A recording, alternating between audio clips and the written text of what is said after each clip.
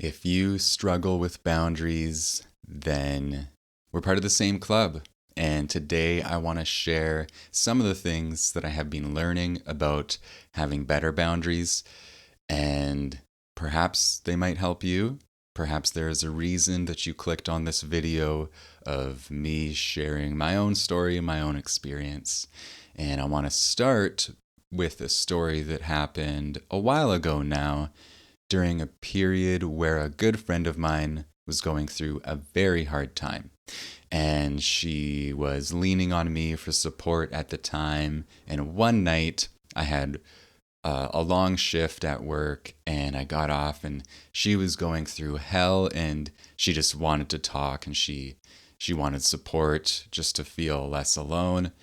And I really wanted to be there for her, but I also felt in my body this I don't feel like I've got it in me. There was like some kind of like alarm system going off in my body that was just saying, no, not right now. Let's do this another time. Your cup is empty.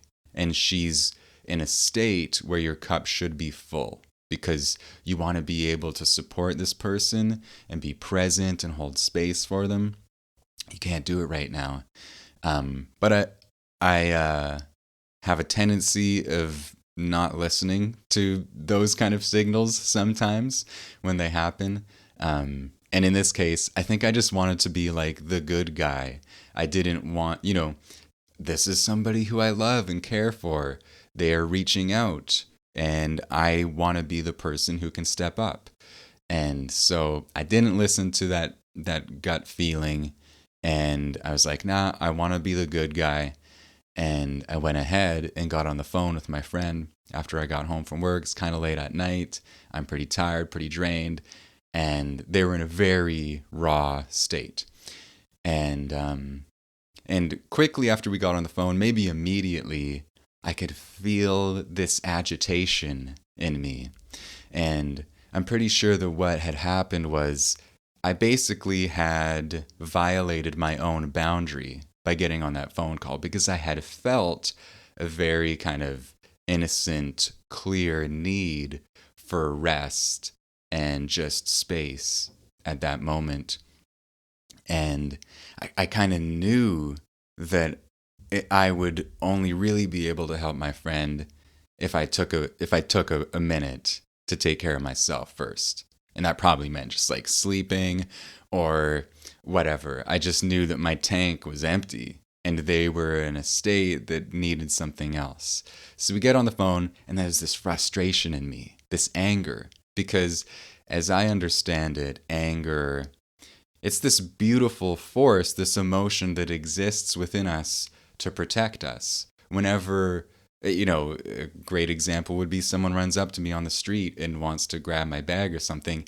Anger is going to instantaneously flood through me, and I'm going to be able to potentially scare that person away. Because that's what anger can do. It's just like this incredible enforcer of boundaries, this incredible protector.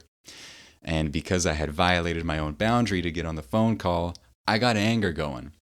And I don't want to, because I want to be the good, caring friend. And a lot of the time I'm capable of being that. But in this one instance, I had just not listened to myself. And so I wasn't being verbally angry. But even as I spoke to my friend, I could feel the frustration just coming through my voice. It was like an energy. I was saying the right words, but the energy had frustration and anger, and I could feel how vulnerable they were in that moment. And I was just like, they don't need this. They do not need to have this like angst lumped onto the burden they're already carrying. And so I noticed that and tried to like stop talking. And I was like, okay, I'm not in the right space. I knew this, and I'm kind of kicking myself. And eventually we talked for quite a while. I don't think that the conversation was particularly helpful for them. And like I said, it was pretty difficult for me. And the good thing is we talked about it. Like the days that followed, we talked about it. I shared what had been going on for me. She was super understanding, and it kind of like, she's like, okay, well, that's what I felt, and it felt really bad. But now that you explain it, I totally understand it. And we were able to kind of like come back to connection and love in our friendship. But in the moment, it was kind of horrible, and it wasn't what she needed, and it wasn't good for me. It was just all around. I didn't listen to myself. I didn't listen to my boundaries, and so I got crap, and I gave crap, and like it's just it's just not the best path to walk down, and I've learned it again and again and again.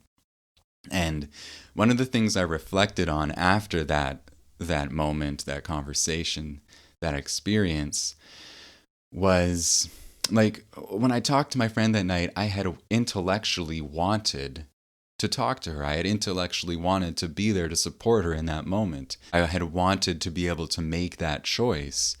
And yet there was a boundary inside of me that kind of existed beyond my reasoning. It wasn't something I could choose to have or to not have. It was just a part of me.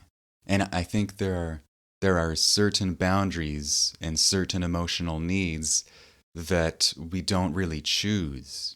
They're just a part of us. And it's just like this boundary that exists. It's like my arm. It's not something I can will out of existence. Now I can choose to pretend that the feeling isn't there, that the boundary isn't part of me. But then I'm just betraying my own boundaries. I'm betraying my own needs. The boundary and the need itself is non-negotiable. It's just a part of who I am. The only choice is whether or not I uphold that and embody that in my relationships and in my life, or if I pretend it's not there and suffer the consequences. And the people around me will suffer the consequences as well, because I'll become bitter, angsty, frustrated, resentful, and often because I'm simply not just listening to these needs within me. In the case of that night, that conversation, I could have easily communicated my boundary in a graceful way. I could have said, you know what, I really want to be there for you right now, and I'm just so exhausted. I wish I could, but I know I'm not going to be present enough, and it feels like something I want to be really present for. Can we check in the morning? And immediately I've shown that person I still care about them, I want to be present, and I've also acknowledged the reality of where I'm at. And this is something I'm learning about. I'm getting better at it. And I think that that recognition that these feelings, you can't negotiate with them. There's certain boundaries where it's just like, I can't really bargain with this part of me. It just is what it is. Kind of just have to accept that this is where I'm at in this moment. Now, the tricky thing is when somebody else negotiates with our boundaries, or when somebody gets upset when we communicate a boundary. And that happens. That's why a lot of us are afraid to communicate our boundaries, because we probably had some formative experience where we expressed some part of ourselves honestly, and we got judged or rejected, or someone got mad at us or freaked out or whatever it is. And then we learned, oh, okay, I guess I just don't do that. I learn how to compartmentalize these vital aspects of me and just carry a chip on my shoulder. Or I just kind of try to disassociate from what my feelings and my needs and my boundaries are in certain types of situations. And yeah, it can be extremely disorienting when I communicate a boundary, when I say like, I can't do that. That's not for me. And somebody's like, what are you talking about? And they kind of push on the boundary. Because it's hard for me to communicate boundaries in the first place, in some areas at least. When somebody pushes on that, it can be very confusing and very disorienting and very much just like, whoa, okay, it was hard to stand in myself in the first place. Now I'm being pushed. And it can take a lot of strength to maintain composure and maintain my center and be like, okay, you're pushing that boundary. I'm still me, though. It's still a no, or it's still whatever it is. I'm going to maintain my connection to myself even under that pressure. It's so hard when people try to manipulate with boundaries.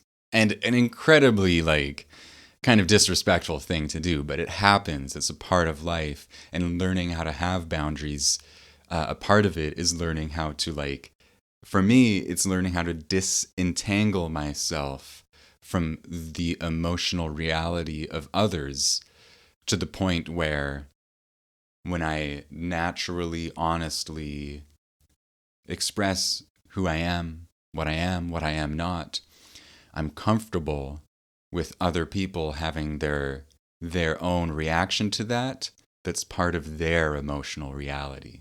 And these are two distinct emotional realities. There's mine, which I have some control over, not complete mastery over. And then there's another person's emotional reality, which I have no control over. And that's a beautiful remembrance. And that kind of, for me, that's a piece of me. It's something that I come back to when I'm trying to affirm a sense of boundaries between myself and somebody else. If somebody's really reacting to me, they're upset at me because I just expressed a boundary honestly, or I just shared who and what I am, I have to remind myself, hey, that's somebody else's emotional reality. And all I can do is try to be a person of integrity. I can be kind, I can be empathetic, I can be understanding, I can not attack them. I can do the best with the things that are in my control, my actions, my thoughts, my behavior. But I can't change how somebody else reacts. I can do the very best I can, and somebody can still freak out and be really mad at me and upset. And that's just a part of being human. And the other important thing that I guess I've been learning on boundaries is, I guess, learning some kind of balance. Because on the one hand, there's a part of me that has had a pattern of kind of excessive passivity, of not having boundaries, not having a solid sense of self.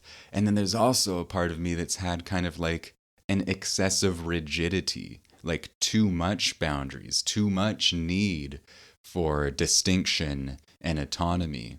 And it feels like there's some, yeah, I guess, yeah, just overly rigid. And in between the two, there's some balance where I'm not overly rigid. I'm fluid. I have this sense of self, this connection to my feelings, to who I am, that's fluid and receptive and open to the world and to others and to the environment. And it can grow and learn and change. And it also can come back to itself and feel acceptance for itself and love for itself, and this kind of balanced sense of self from which I guess maybe healthy boundaries just kind of naturally arise. That's something that I'm learning a lot about, and it's an amazing thing to learn about. I feel like in the last few years of my life, I've really been coming out of my shell, stepping into the world, exposing myself to situations, places, experiences that totally take me beyond my little bubble, kind of stretch me and force me to have stronger boundaries, a stronger sense of self that's also capable of growth and receptivity and fluidity, and it can kind of dance around and adventure a little bit more in this wild world. That is all I have to share on this vast subject today. I hope you enjoyed it. Perhaps there are parts of my experience you can relate to. If you haven't already subscribed to the channel, go ahead. This is the kind of stuff you get here.